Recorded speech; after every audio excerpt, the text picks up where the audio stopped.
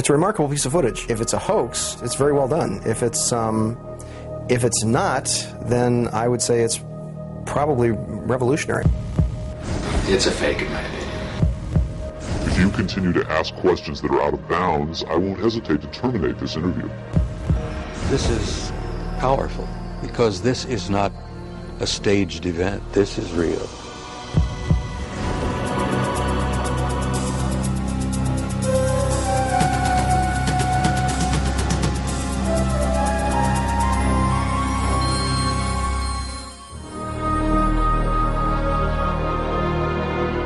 Interest in UFOs and Area 51 is at an all-time high. Last year, a highly rated TV special and best-selling home video purported to show an actual autopsy of an alien being from the famous Roswell, New Mexico crash of 1947. Many people and even some experts believed that autopsy footage was genuine.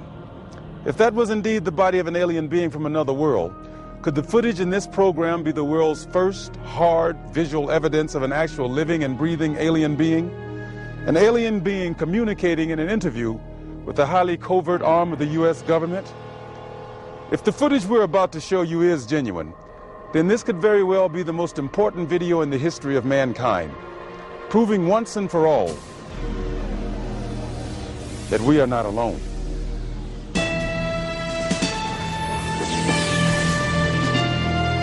Within Nevada's Nellis Air Force Range, protected by the tightest security in the world, is the Groom Lake Test Site, a.k.a. Dreamland, a.k.a. Area 51, an installation so secret the government cryptically acknowledges its existence only as an operating location. Until recently, the military flat out denied the presence of such a base. It has served as the testing ground for many secret research and development projects, such as the U-2 and SR-71 Blackbird spy planes, the F-117A stealth fighter, and now the SR-75 penetrator, the super-secret replacement for the SR-71. Every morning, a select group of specialists with high security clearances, some reportedly as high as 38 levels above top secret, arrive at McCarran Airport in Las Vegas to be flown to Area 51 aboard a Boeing 737. From the time they leave the ground until they return to Las Vegas at the end of each working day, they enter a world no outsider can ever truly know, except through rumor and the occasional shocking revelation. In 1989, a physicist named Robert Lazar went public with the stunning claim that the United States government was test flying disc-shaped aircraft of extraterrestrial origin at Area 51. Interviewed in silhouette by a Las Vegas TV reporter, Lazar, calling himself Dennis, claimed to be employed at a site on the outskirts of Area 51 known as S4, where he was part of a team attempting to back-engineer the saucers to discover the secret of their advanced propulsion system. It was a very sleek, thin-looking, flying saucer-shaped craft. There were 9 total. I only got to essentially work, back engineer, or analyze one of the craft. It's very plain. It's all one solid color, a grayish pewter color, the same color as the outside of the craft. There are no sharp corners anywhere. Every device in the craft, the seat, the amplifier housings, everything has a rounded corner on it, almost as if it was all fashioned out of wax and then slightly melted, so everything curved, even where the ceiling meets the floor on the end. Everything has a curve to it. Very, very plain, very wide open, very impractical use of space. And there are 3 levels. The lower level houses the amplifiers themselves that swing, the 3 of them. The center level is where you enter the craft, where the seats and the amplifiers are, and the top level is a small area, and I did not have access to that, so I don't know what's up there. Absolutely alien craft, there's no question about it. Well, first of all, the scope of the project was to back engineer it. If they were United States craft, we wouldn't be going backward trying to find out how they were built if we had built them. Second of all, the size of the equipment inside, the size of the seats, the materials that were in use, completely alien to us, pardon the pun, and the fuel, element 115, essentially non-existent. All these factors together, and of course the briefing information stating that they were alien craft. Along with Robert Lazar, rocket scientist David Adair is one of the few individuals who will go on record concerning his personal experiences with alien technology at Area 51. Was not of our origin. They shouldn't have let me see that. And then in the results of it, they locked me in a room. And the reason they locked me up in a room was because I wouldn't tell them any more about how the engine would function, and they started getting a little bit more perturbed about that. A former consultant to NASA and top aerospace companies, Adair claims that in 1971 he was brought in to study the engine of a downed flying saucer. What I was looking at was a technological marvel of its time, and it was a magnificent thing to see sitting there, and the whole situation just started really getting me more angry than anything, because the fact that they could sit on such a hunk of technology and not tell us about it. Here we are using liquid fuel engines and rockets at NASA, and here they got an engine that's probably, in theory that we know of, could be a speed of light, an engine capable of speed of light or even faster.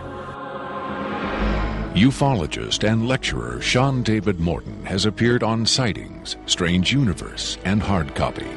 He offers his own perspective on Lazar's stunning claim and the super-secret Area 51. Area 51 is approximately 135 miles north of Las Vegas. It sits in a box that's at the western middle corner of the Nellis test site. It was originally called the Groom Lake Facility, and Area 51 actually gets its name from a bombing classification. There's Area 49, 50, 51, 52, et cetera, et cetera. So one of the things that Robert Lazar told us was that if we simply went out to a black mailbox at 6:30 p.m. on Wednesday nights, that we would actually see flying saucers, that these objects would test, and that this was the military testing time between 6:30 and 9:30, and then early in the morning between about 3 a.m. and about 6 a.m.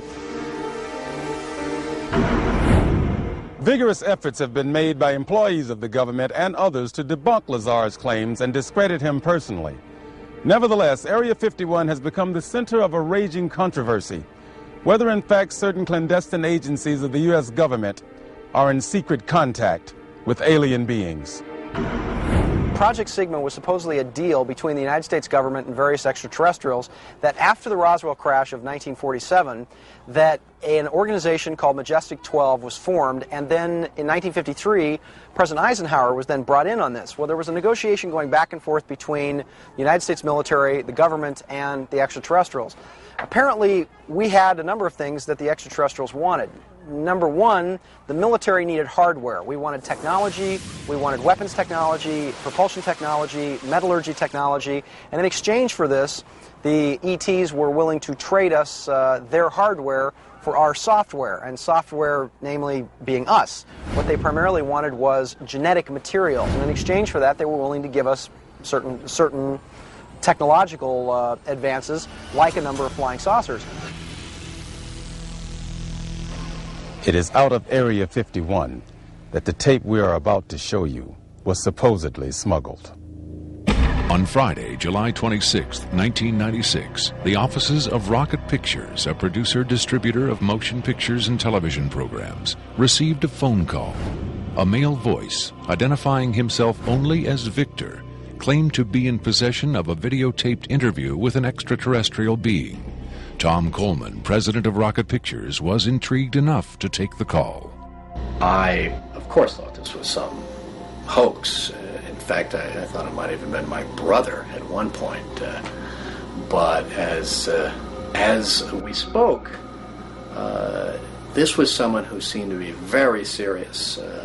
We went back and forth on this, and I basically decided that, this is a little bit too weird for me. Thank you and goodbye. As I hung up, I had a very strange feeling that maybe, just maybe, there was something here. He said he had a tape of a space alien, an ET, that was being held in a military installation in Nevada.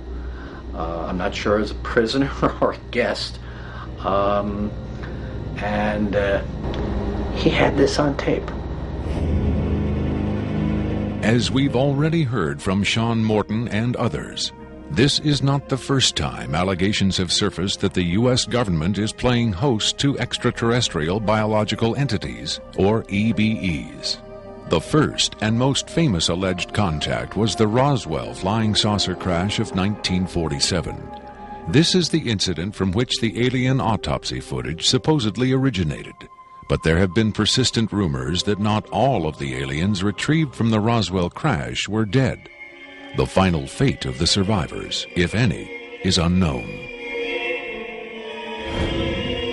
2 years later, however, in 1949, another alien is reported to have survived a saucer crash, and this being, known as EBE-1, was taken into custody and kept at a safe house. EBE-1 supposedly suffered from chronic health problems, which the doctors of the time were helpless to treat.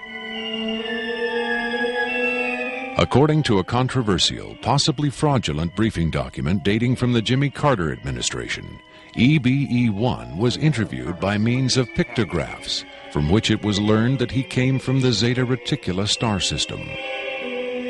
Can we eliminate one or more of these categories from discussion? The laborious process of developing a set of symbols that could be used and understood by both human and alien amounted to the creation of a new language. If such an effort was made, it represents the greatest achievement in linguistics since the deciphering of the Rosetta Stone.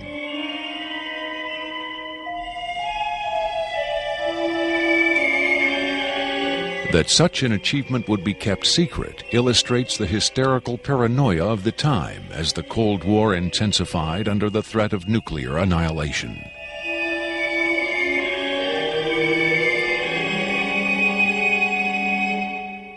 The so-called Carter-Aquarius briefing document states that EBE-1 died of unknown causes on June 18, 1952.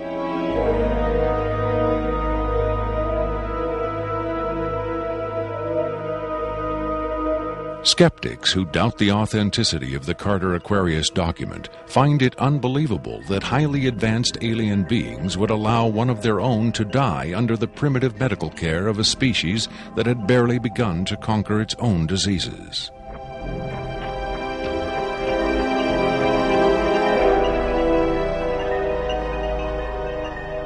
But as we will hear, there are those who claim that to the aliens, death is not a final end to be feared, but a mere transition. It was in the late 40s and early 50s that the U.S. government's policy toward UFOs was formulated.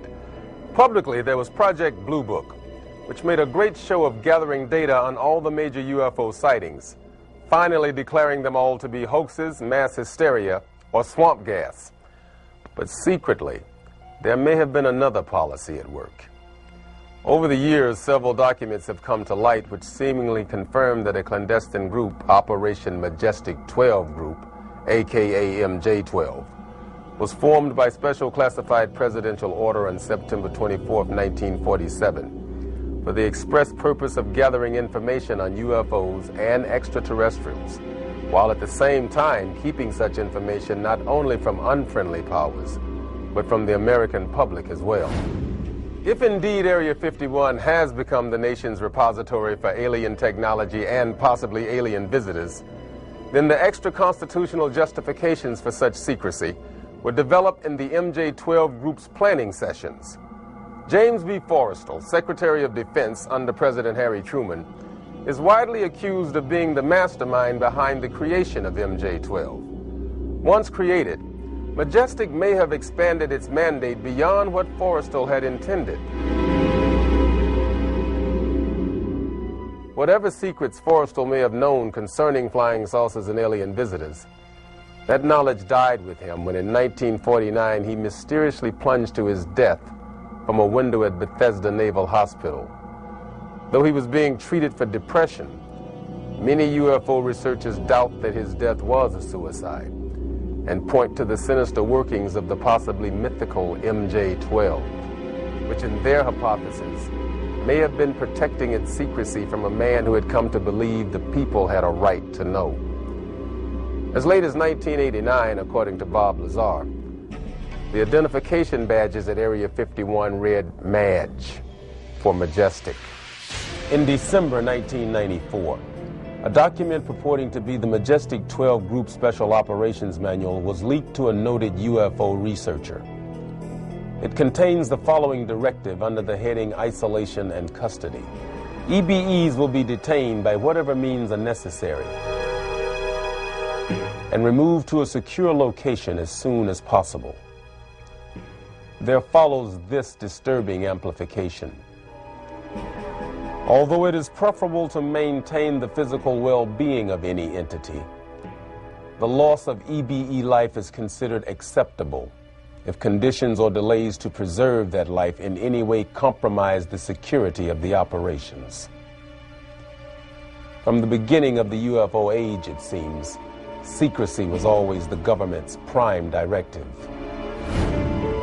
In 1988, another anonymous government source, codenamed Falcon, claimed that a second extraterrestrial biological entity, EBE-2, voluntarily became a guest of our government, allowing himself to be examined and interviewed.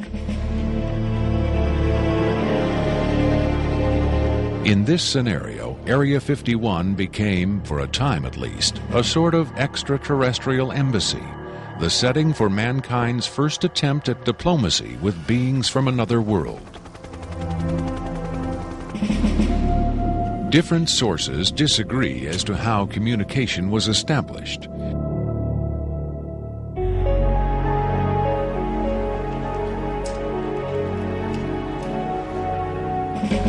There is universal agreement that the EBEs are incapable or unwilling to speak human language. In addition to the pictographs used by EBE-1, it has been reported by Falcon that in the early 1950s, EBE-2 was fitted with some sort of artificial voice box, allowing him to speak words, and that he learned the English language very rapidly. Other sources doubt this story, however. By our kind, do you mean we Americans? What has been reported most persistently is that the aliens communicate via thought projection, or telepathy. They would have been tortured, made to give up their secrets, instead of questioned in this friendly manner. We cannot be forced to communicate. Has it been tried? Not by us. We speak to who's ever willing to listen. The idea of telepathic communication with alien beings carries with it the same doubts and controversy attached to telepathy itself. Do the practitioners of this ancient art really have the ability to read minds? Or are they crafty charlatans who simply tell the listener what he or she wants to hear? If the cynics are right, then the self-proclaimed telepaths recruited by the government in the 1950s were playing an astoundingly daring hoax by claiming to speak for the mute visitors from the stars. Defenders of telepathy call this notion preposterous and point to the long history of government-funded research into mind reading as proof that their science has merit. In the last 4 decades, there have been persistent, often contradictory rumors and even eyewitness accounts of other alien visitors meeting secretly with military or government officials. But what about today? The Tester Corporation has recently come out with a model kit of Gray, the extraterrestrial life form, and a scale model of the so-called sport model, the UFO Bob Lazar says he studied at Area 51. This UFO kit has quickly become one of the most successful model kits in the history of the company. If the military is, in fact, conducting tests of extraterrestrial spacecraft at Area 51, then where are the alien creators of these craft? In his first TV appearance under the pseudonym Dennis, Bob Lazar was asked if there are living aliens at Area 51. Clearly nervous, he evaded the question by saying, quote, "I really want to steer away from that right now," unquote. In subsequent interviews, however, he admitted catching a glimpse of two scientists talking to a strange short figure with long arms. He also reported seeing several documents that seemed to contain first-hand information on alien civilizations. Lazar is skeptical of a claim made by Falcon that a group of EBEs have been given complete control of a separate base within Dreamland. But he does admit having read a report of a tragic misunderstanding between military personnel and alien beings in the late 70s. Lazar states that it had to do with bullets the MPs were carrying, and that the bullets might explode, possibly due to a field the aliens had generated in that area. This encounter supposedly resulted in the deaths of all the humans involved by head wounds. But if there was ever a large-scale alien presence at Area 51, Lazar saw no evidence of it doing his work at S4 in the late 80s. Is it possible that the deadly misunderstanding of 10 years earlier brought human-alien cooperation to an end? In his September 21, 1987 speech to the UN General Assembly, President Reagan himself did little to dispel the notion that this deadly misunderstanding brought human-alien cooperation to an end. In our obsession with antagonisms of the moment, we often forget how much unites all the members of humanity. Perhaps we need some outside universal threat to make us recognize this common bound. I occasionally think how quickly our differences worldwide would vanish if we were facing an alien threat from outside this world.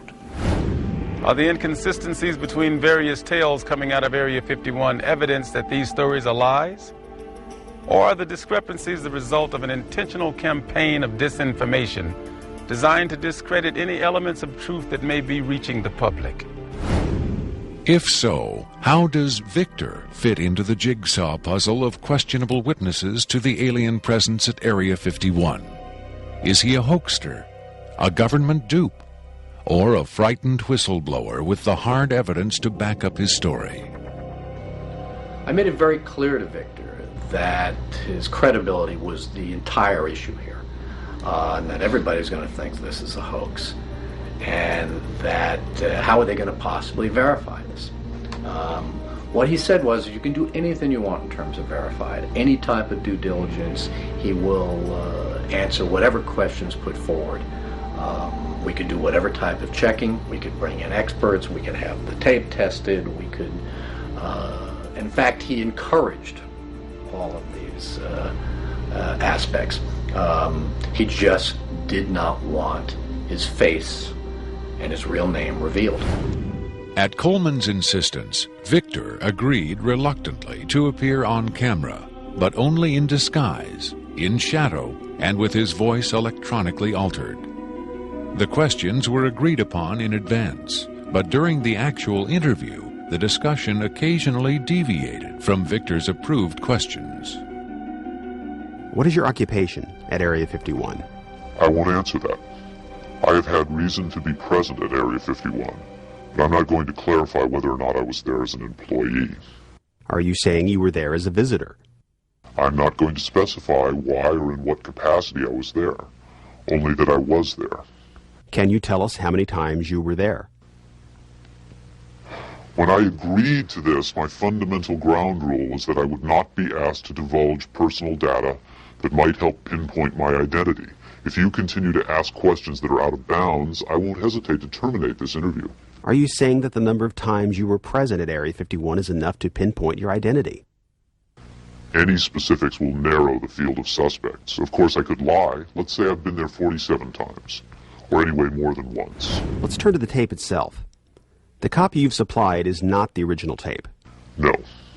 Was the original at Area 51 when you copied it? That's out of bounds. Is it fair to assume that the copying of tapes at Area 51 is heavily restricted?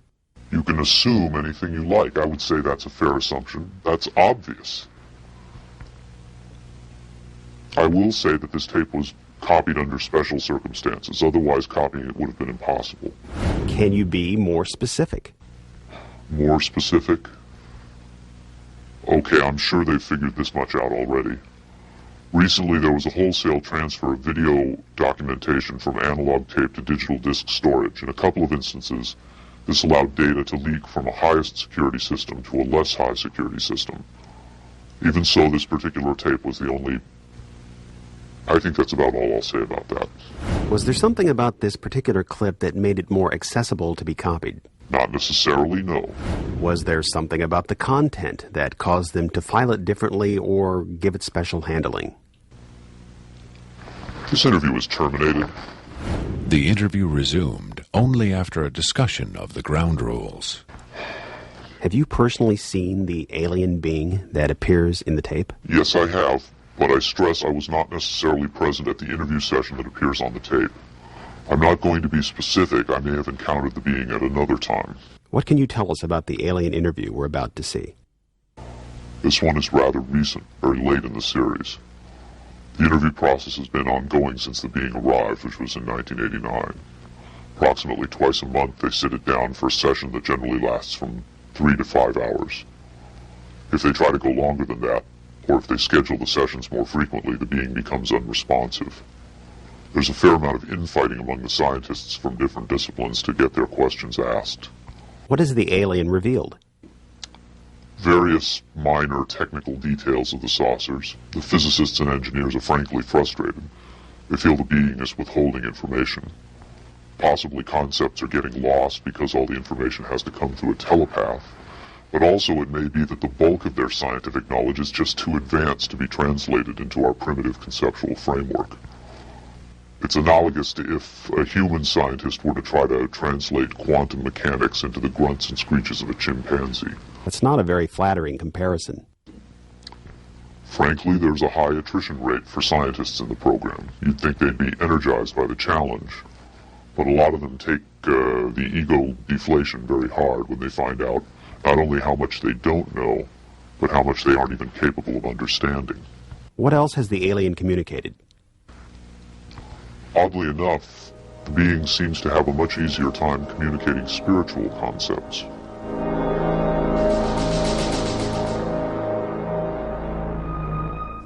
The human body is a vehicle, a vessel. And the vessel must be maintained to serve the spirit with maximum efficiency. But a broken vessel can be replaced. The human spirit, or the soul, can have many vessels. Is the process natural or technological? Both are one. Technology is a natural excrescence of humanity. Technology is a process the vessel uses to perfect itself. So this transference of the soul from vessel to vessel, did your kind create the mechanics of it, or is it a natural... Did it predate the intellectual creation? Before understanding must come acceptance. It is not technological. Well, I think what he's trying to say is that the question is meaningless. The soul can travel from vessel to vessel. Reincarnation, transfiguration, whatever. It's real. What I'm getting at is, does he know how it's done? Victor uses the term vessels to refer to the alien's conception of the body as a disposable vehicle for the soul. The UFO cult known as Heaven's Gate used the term containers in a similar context. The mass suicide of the Heaven's Gate cultists illustrates the dark side of accepting such ideas at face value. Doe, the Heaven's Gate cult leader, preach that humans can pass from container to container. The mysterious Victor, on the other hand, harbors no such belief. In his interview, recorded months before the Rancho Santa Fe tragedy, Victor made his attachment to his own earthly vessel abundantly clear. And let me just state here publicly, to head off any clever ideas anyone might be having, I have never been, am not now, and never will be suicidal. But how would the public know if something happened to you, since we don't know who you are?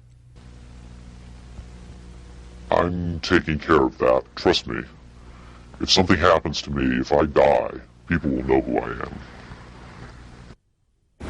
Do you think it's a reassuring sign that these aliens can communicate with us on a spiritual plane? It would be nice to think so, but I'm not sure if it's really such an achievement considering the mismatch between our intellects. I mean, you're not going to have much luck making your dog understand calculus, but if you pet him on the head and say, "Good dog," aren't you communicating spiritually? And doesn't the animal control officer say, "Good dog," when he comes to put some poor stray to sleep? Doesn't the vet try to reassure the animal just before he spays it? When you're dealing with beings whose intellect is so far beyond your own, I don't think it's safe to assume they have your best interests at heart. What about the content of the tape segment you brought? As I said, this is late in the series. In fact, it's quite close to the end.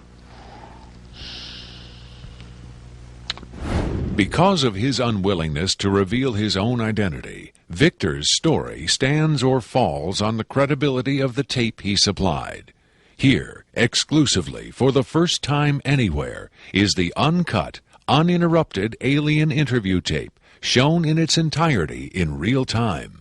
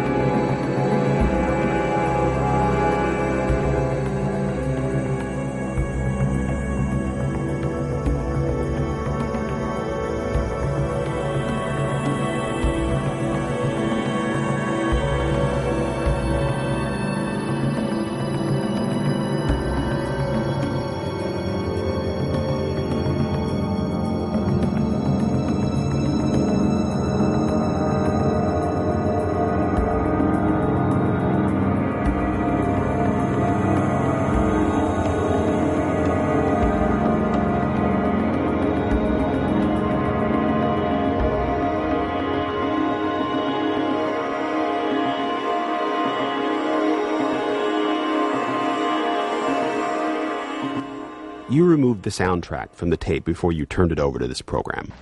That's correct. I can't allow the voices of the project personnel to be heard by the general public.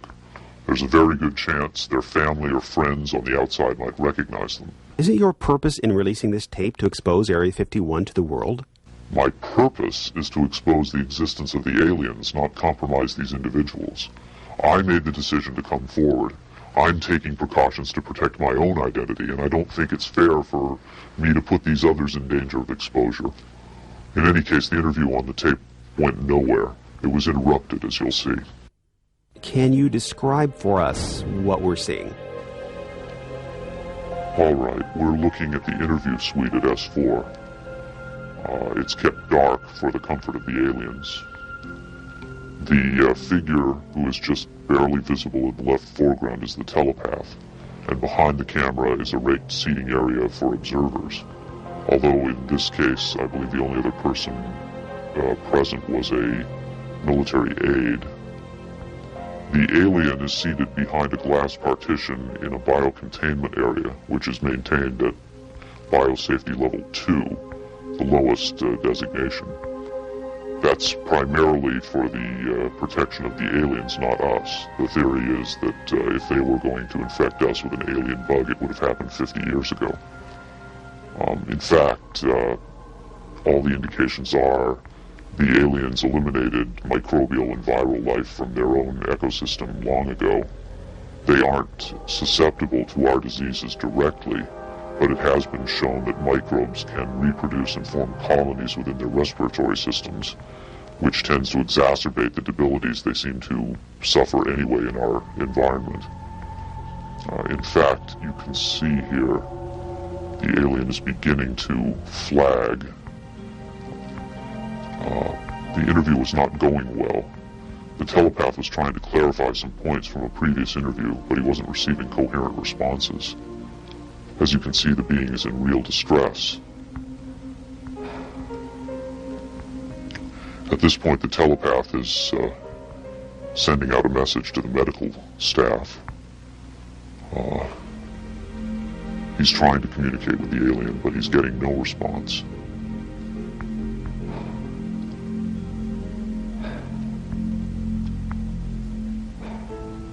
There's very little he can do.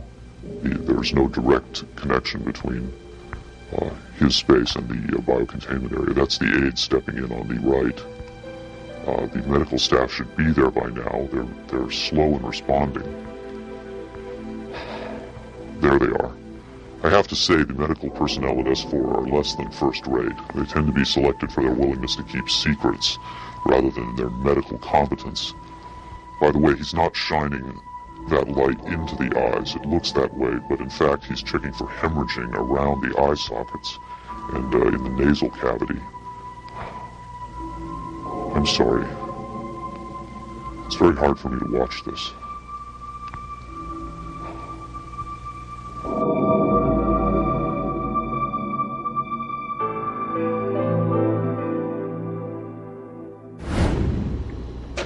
You're asking me if I think this is real?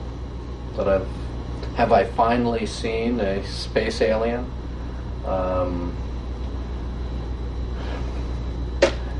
don't know. But I do know this. I know that this is not a tricked up version like the Alien Autopsy. It doesn't attempt to distract you away from the alien. It doesn't have that cinema verite, black and white. It doesn't go to great lengths to try to fool the audience. Straight ahead. It's an alien on tape. Pretty much the way you'd probably film it. The point is this: what if it is real?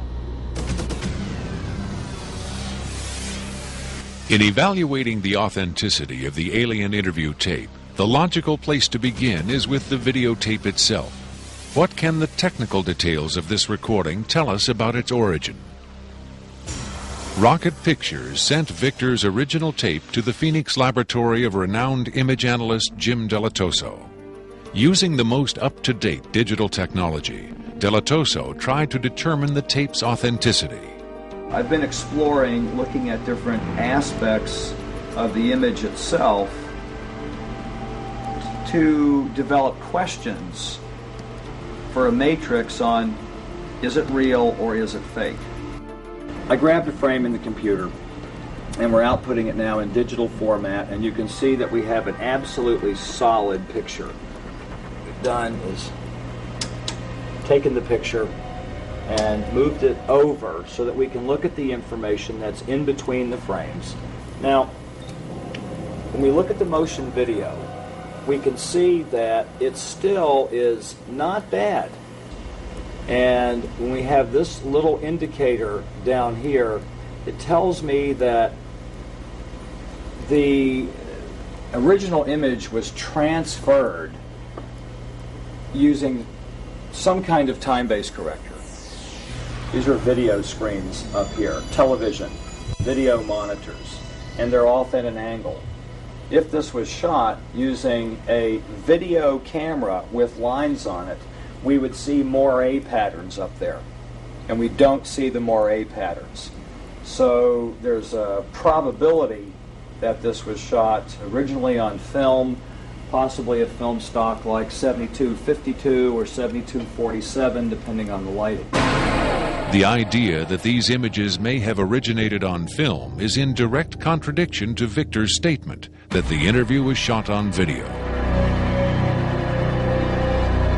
On closer inspection, Delatoso decided the images could indeed have been recorded by a video camera under certain specific conditions. In this case, I get the sense of it that this was originally created using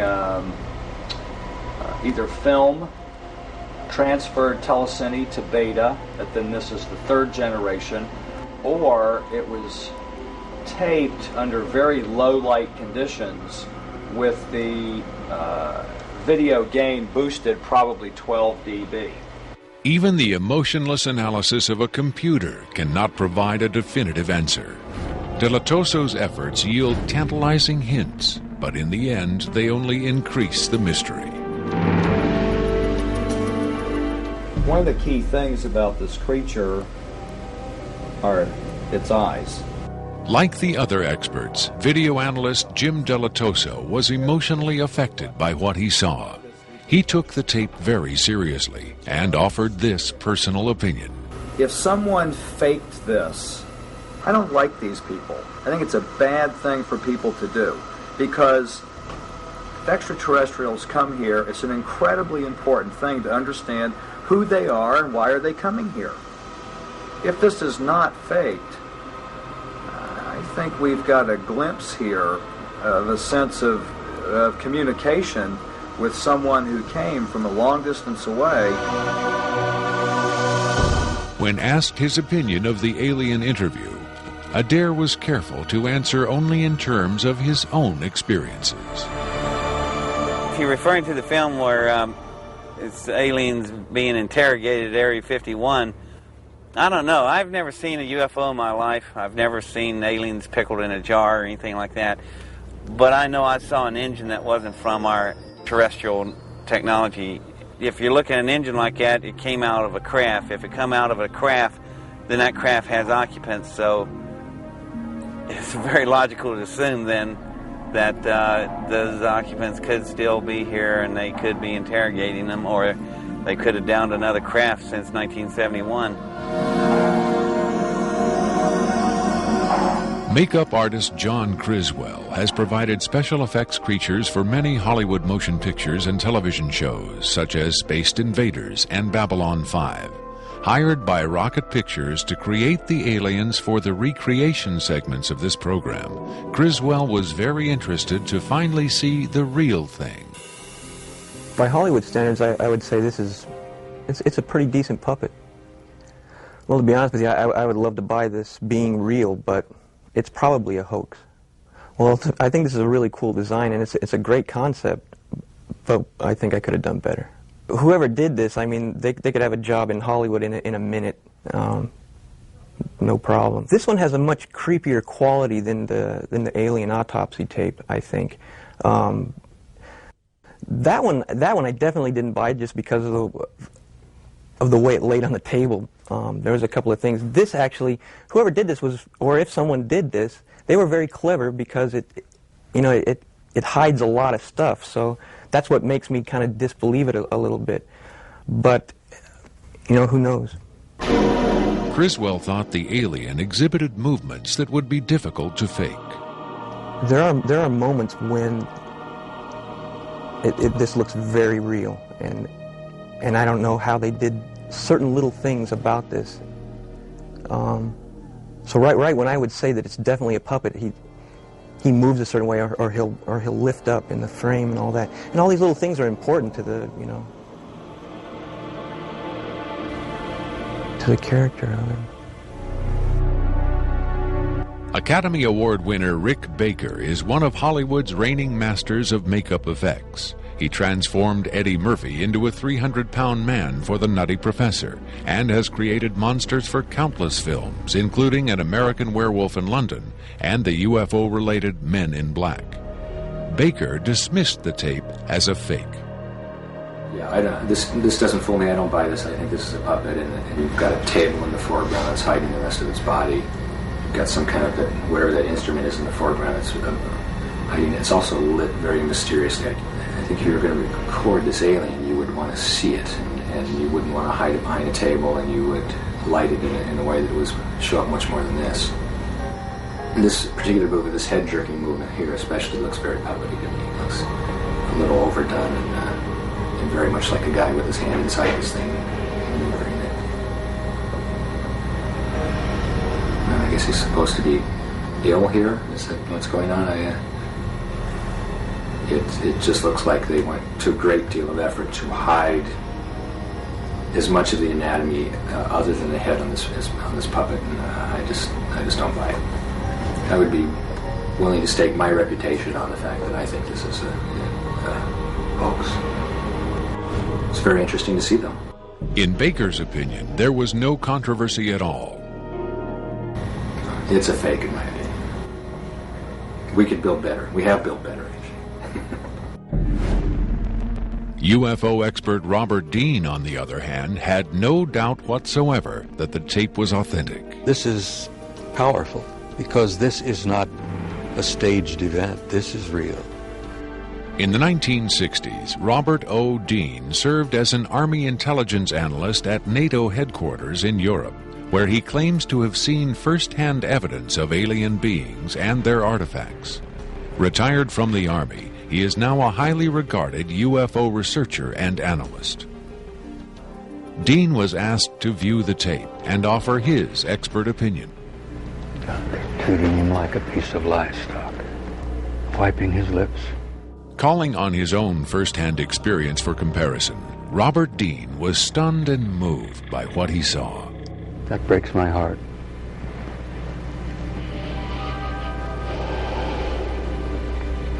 I think you've got yourself a piece of legitimate footage here, and I think you've got your hands on some pretty sensitive material. I don't know how the hell you got this. I don't know who you got it from, and frankly, I don't want to know who you got it from. But you got yourself a tiger by the tail with this footage. I would say, and I know that that's one of the things you ask of me, is that you've got yourself some legitimate footage of one of the little guys being interrogated and filmed. And there's a reality to it, and there's a sensitivity to it that literally breaks my heart. But I tell you very strongly, you've got something here that is very sensitive. Well, I know that the level of classification on this kind of a thing is so far damned above top secret that you can't imagine how sensitive this kind of thing is, and how delicate it is, and how tightly the government sits on anything like this. Sean Morton looked for clues to the tape's authenticity in the technical details of the interview's setting. Okay, there's a couple of interesting things about the tape right off the bat. Morton tried to decipher the time code at the bottom of the screen. First off, what you're looking at in the time code is DNI's Department of Naval Intelligence. So Department of Naval Intelligence, this would probably be a file number 27. It could be a security level, however, because security levels are supposedly go up to 36 are the highest ones that we know about. The first interesting thing about that is that I'm noticing what looks like a medical monitor, and look at how slowly and erratic the heartbeat is. The heartbeat is literally 1, 2. It's very, very erratic, and it looks as though the heartbeat, being as erratic as it is only about, from counting that, it looks like it's about 30 a minute or so. Morton suggested an alternate explanation for the video's dim lighting. One of the unusual things about most of these particular race of aliens is they are very, very sensitive to light. So a lot of these interviews are conducted in very darkened rooms. To Morton's eye, many features of this alien dovetailed with accounts of other first-hand contactees. Another strange thing about the physiognomy of these creatures is, as well, is if you will notice that the neck itself is not at the back of the head like a human being is. The neck is actually in the center of the head, which is what actually gives it problems holding its head and its neck up. Whatever this is, it's being taken. The interview is actually being done through a piece of glass, which is probably something somebody faking the photographs probably wouldn't think about. Right there, we see that the creature appears to be choking.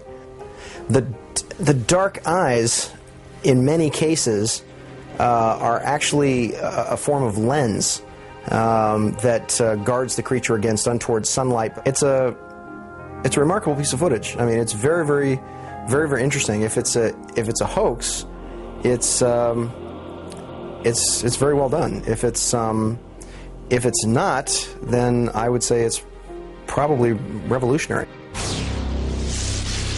Another expert who was asked to examine the tape was Michael Hesseman, one of Europe's leading UFO researchers and author of the international bestseller Beyond Roswell. When I got the first information about the alien interview footage, and when I saw the first picture, I said there might be a connection to a real incident. Hesseman was intrigued both by the alien's appearance and by Victor's claim that the being arrived at Area 51 in 1989. If it is authentic, it might be the most significant film ever published, ever shown on television. For several years now, Hesseman has been investigating reports that the South African Air Force shot down a flying saucer in the Kalahari Desert in 1989. According to Hesseman's sources, 2 survivors were retrieved from the downed saucer. One was sent to Wright-Patterson Air Force Base in Ohio, and the other to Area 51. The extraterrestrial in Victor's tape bears a striking resemblance to descriptions of the Kalahari ET, and the timing of its appearance at Area 51 is consistent with the South African incident. If you see the drawings we have of the Kalahari alien and the descriptions we have, it seems to be the same being. And the Kalahari incident puts the alien interview footage into a context and gives it at least a probability that it might be real. It might be the real stuff, we just don't know. Whitley Strieber, best-selling author of Communion, claims to have had numerous personal contacts with alien beings. He has become the de facto spokesman for the growing number of people who claim to have been abducted by extraterrestrials. The nationally syndicated television program Strange Universe asked Strieber and several other abductees to view the alien interview tape. What Strieber saw left him profoundly shaken.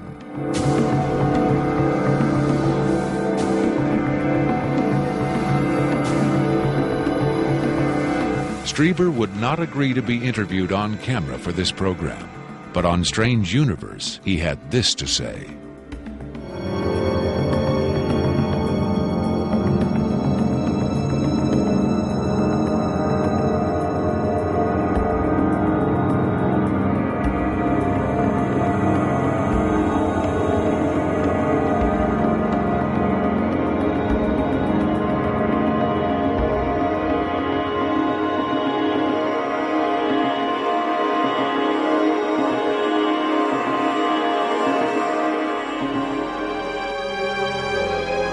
On May 23, 1997, Victor gave a radio interview on the nationally syndicated show Coast to Coast AM with Art Bell.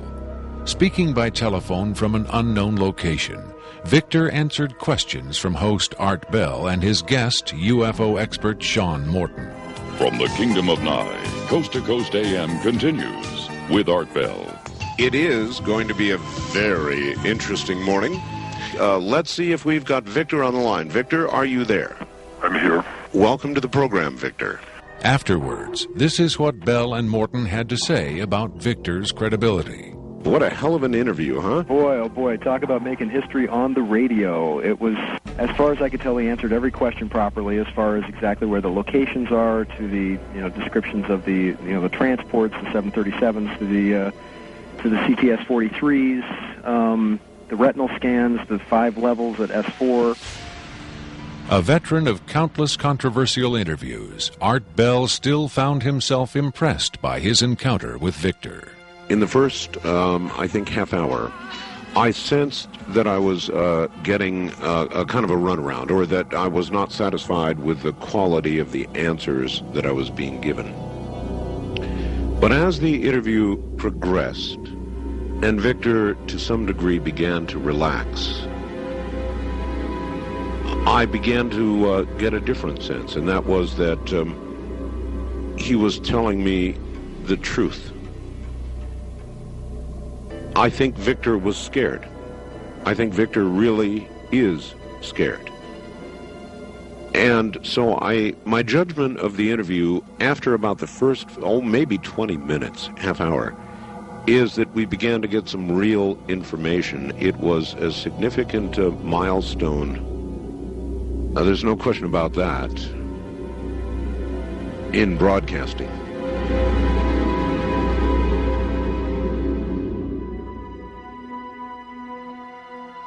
If the government has really been in contact with superior aliens, wouldn't we see some evidence of it? For instance, amazing new scientific discoveries.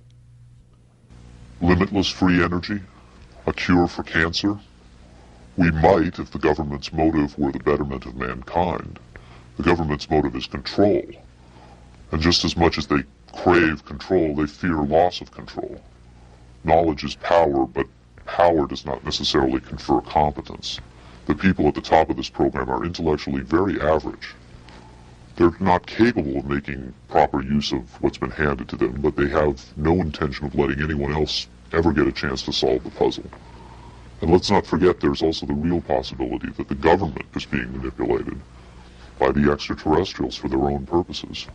You could have released this tape to the news media, but you insisted on being paid for it. Doesn't that cast doubt on your own motives? Yes, and I was aware of that going in, but that's a cross I'm prepared to bear. I find it disgusting that the most important event in human history is being kept secret simply because certain unimaginative officials have the power to do so. But at the same time, I do see the irony in my own actions.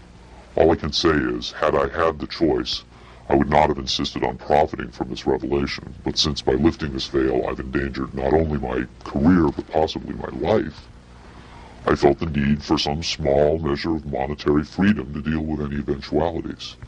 And let me say, I could have demanded significantly more money than I did if I had been willing to compromise my anonymity. There have been other whistleblowers who jumped at the chance to become celebrities, which I think casts even more doubt on their motives than some people may be casting on mine. Do you believe your life is in danger as a result of making this tape public? I would hope not. I would like to think my government is a little more civilized than that. But at the same time, I don't intend to give them the chance to prove me wrong. At any rate, to a certain extent, I'm counting on being disbelieved. Obviously, they would like me to be perceived as a hoaxer. If something were to happen to me, if I should die suddenly in a freak accident, it would obviously lend credence to my story, and I assume they understand that and will act or not act accordingly. Why should anyone believe this tape is authentic? Use your own judgment. That's all any of us can do. There's been so much secrecy and disinformation over the last 50 years that it's become impossible to prove anything in the face of official denial. Of course, the flip side is nobody really believes anything the government says. Robert Dean heads a growing movement lobbying Congress to release former NASA intelligence and military officials from their security oaths so they can talk openly about U.S. involvement with UFOs and aliens. As early as 49, your government knew we were dealing with extraterrestrial intelligence. And then it sort of blew up more and more. Every year there were more discoveries, more conclusions, more contacts. And as you probably know, we have indeed retrieved crashed hardware, and we have reverse engineered it, and we have indeed been flying some of that hardware in this base not too many miles outside of Nellis, near Las Vegas. Dean believes the time has come for the government to tell the people what it knows. The truth has got to come out. We're over 30 years too late. The people not only have a right to know, they have a need to know. And damn it, I stand in this belief, and I will say this and stand by this till the day I die. Congress has the responsibility, Congress has the obligation to the people, to the Constitution, and to the nation.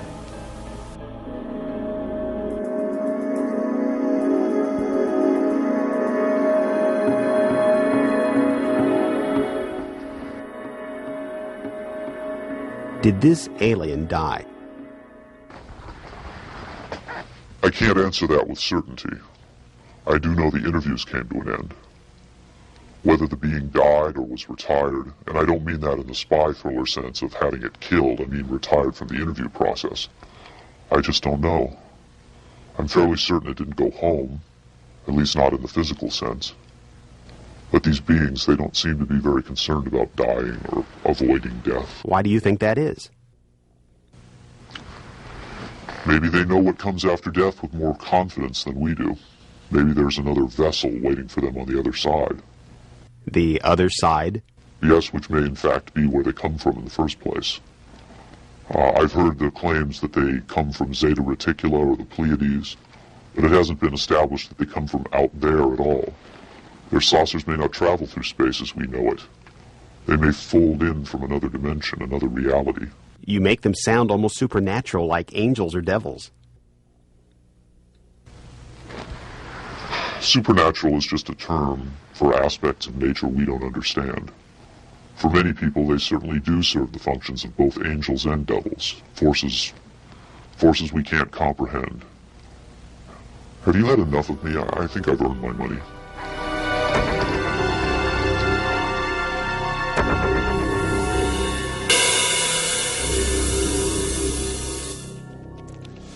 Is seeing believing? Can the images on this little tape really be what Victor claims? To even take the question seriously requires a belief in the possibility of wonder, a willingness to accept an almost unimaginable truth. It's far easier and safer to label it a hoax. I'm standing on Nevada Highway 375, America's official extraterrestrial highway, redesignated last year by the legislature in acknowledgement of the worldwide fame that has become attached to this desolate spot. Beyond those mountains is Area 51, the most widely discussed secret place on Earth. Whether as a hoax or mind-expanding revelation, this alien interview is now a part of the Area 51 legend. There will come a day when the secrecy at Area 51 ends. When that day comes, then we will know whether this tape was real and what the true motive was for its sudden appearance. Until then, we can only speculate, investigate, and hope.